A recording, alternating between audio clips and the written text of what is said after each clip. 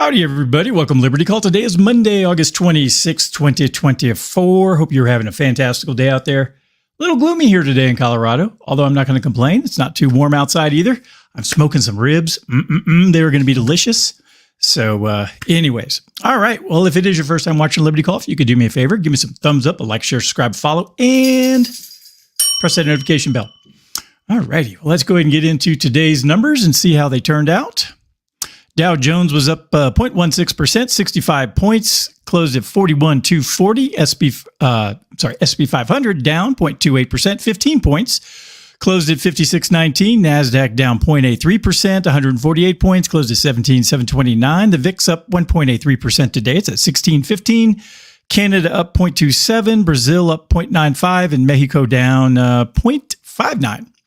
Over in Europe, Germany was up Germany was down 0.06, the UK up 0.48, France up 0.18, Netherlands down 0.12, Spain down 0.11, Italy down 0.13, Switzerland up 0.1, and Portugal up 0.26.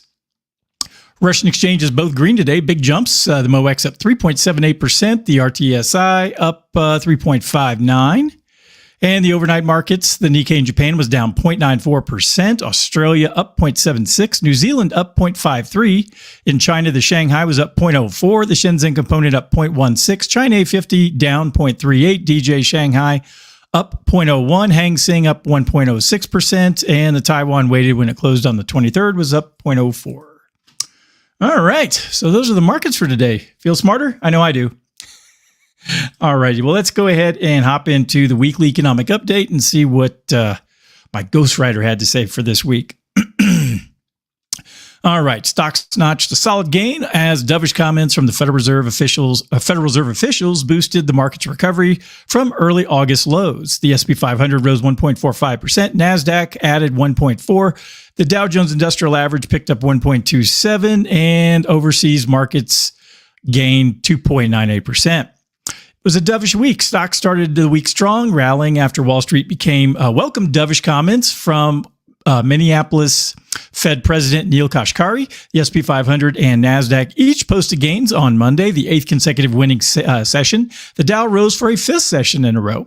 From there, the markets traded in a narrow band until Wednesday afternoon when the minutes released from the July 30th and 31st FOMC meeting revealed more dovish comments. On Thursday, stocks slipped ahead of Fed Chair Jerome Powell's annual Jackson Hole, Wyoming speech.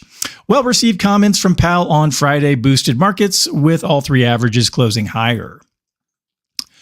All right, so the time has come. The Fed's annual symposium for global central bankers started Friday morning with Fed Chair Jerome Powell's much anticipated speech, citing the risk of labor market cooling even further. He said, quote, "The time has come for policy to adjust," end quote. Investors responded favorably, with the remaining question being how significant a rate cut might it be. Powell kept that door open, adding that, quote, "The timing and pace of rate cuts will depend on incoming data, the evolving outlook, and the balance of risks," end quote. All right, key economic data coming out this week. Monday, we have durable goods. Tuesday, consumer confidence and the Case-Shiller Home Price Index. Wednesday, Fed official Raphael Bostic speaks. Thursday, GDP and international trading goods, jobless claims, and pending home sales. Friday is the personal income and outlays and consumer sentiment. Just a few companies reporting earnings this week. Wednesday is Nvidia and Salesforce, and Thursday is Dell Technologies. All righty, good stuff. Well, let's hop into the market recap for today. S&P 500 retreats from near record levels and Nvidia slides. The S&P 500 declined on Monday, retreating from near record highs as investors exhibited caution ahead of key inflation data and Nvidia's highly anticipated earnings report. Nvidia, a leading player in the AI sector, saw its stock drop by 2.6% as concerns grew that anything less than a stellar forecast could disrupt the broader market rally in AI-related stocks, which include giants like Microsoft, Alphabet, and Meta. The dip in Nvidia's stock contributed to the overall decline in the IT sector, which fell by 1.48%, marking it as the worst performing sector of the day. The consumer discretionary sector also saw a significant drop, losing 1.06%. Conversely, the energy sector experienced gains, rising by 1%, as reports of oil supply disruptions in the Middle East boosted crude prices. The uptick in the energy sector provided some balance to the overall market decline. I don't know if the potential of war being a good thing for helping out the oil sector. I mean, that's a weird way to put a spin on that. PDD Holdings, the owner of Temu, experienced a sharp 29% drop in its U.S. listed shares after it failed to meet second quarter revenue expectations, further weighing on market sentiment. Investors are now looking ahead to key events later in the week, including Nvidia's earnings reports and the release of the personal consumption expenditures data for July, the Federal Reserve's preferred inflation gauge. These events are expected to provide crucial insights into the potential trajectory of interest rate cuts by the Fed, with money markets currently pricing in a 70% chance of a 25 basis point rate cut and a 30% chance of a 50 basis point cut in September. Additionally, additional earnings reports from companies like Dell, Salesforce, Dollar General, and Gap are also anticipated this week, which could further influence market movements. Meanwhile, Boeing slipped slightly after NASA selected SpaceX over its Starliner to return astronauts from space next year. Well, that doesn't shock me. SpaceX is run on a merit basis, and Boeing, I mean, I happen to know since I used to live like minutes from NASA, and I know a lot of people who work there and have worked with a lot of people who in this capacity as an advisor, and they don't really run things very. It's run like the government, Unfortunately, a lot of DII hiring and stuff like that. Alrighty, yeah, because I think Boeing had a big press release last year that they had more. They increased their number of female engineers, because that's what we want. Not good engineers, just female. All right. Well, let's jump to some more news. July durable goods orders. This comes to us from First Trust. Andrew Opdyke, senior economist, put this together. So let's see what he had to say. In July, durable goods orders surged by 9.9%, marking the largest monthly increase since July of 2020. However, the headline figure masks significant underlying weaknesses in the report. The sharp rise was primarily driven by a rebound in volatile aircraft orders, which had plummeted in June.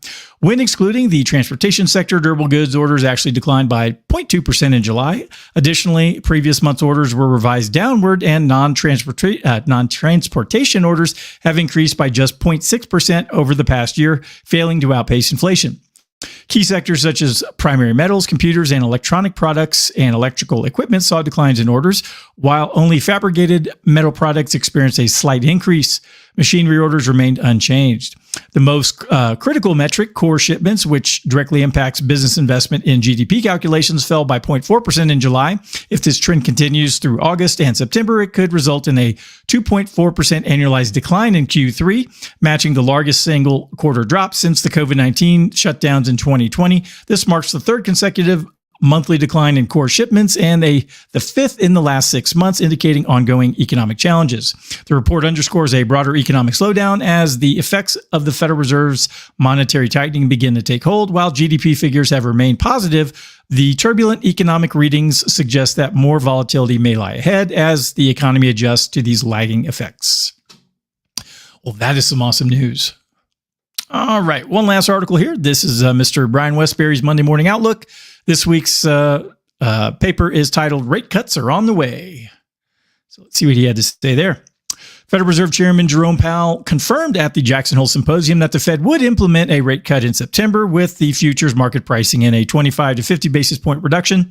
However, Mr. Westbury argues that the federal funds rate isn't the most crucial aspect of the monetary policy. Instead, the growth rate of M2 money supply, influenced by the Treasury General Account, plays a more significant role.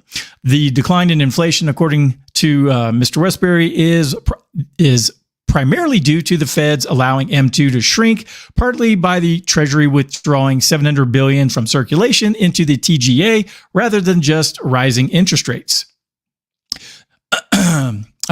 He also expressed his concern that the U.S. is edging closer to a modern monetary theory, where the Treasury can manipulate the money supply by borrowing or taxing and then storing the funds in the TGA. This mechanism would have unpredictable effects if the Treasury decides to release these stored funds back into circulation. The Fed's new approach to monetary policy, marked by abundant reserves and a significant TGA, raises doubts about the effectiveness of rate cuts in preventing a hard economic landing. The housing market, for example, may not see a surge as mortgage rates are unlikely to return to pre-pandemic lows, and potential buyers might delay purchases in anticipation of further rate cuts or new tax incentives.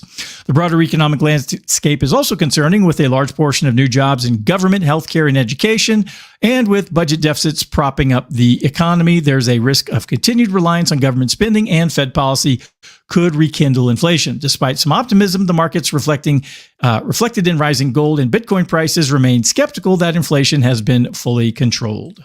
Wholeheartedly agree.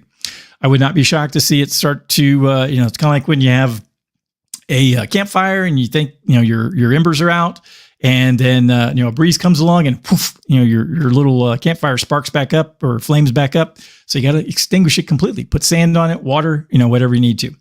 All right. Well, that's everything that I had for today. If anyone needs anything from me, please go to DSAFinancialGroup.com. Yes, you can get all your financial needs and retirement, all that good stuff taken care of there. So, all right. Well, I hope everyone has a fantastical evening, and I shall be back tomorrow to give you more exciting news. Adios. Bye.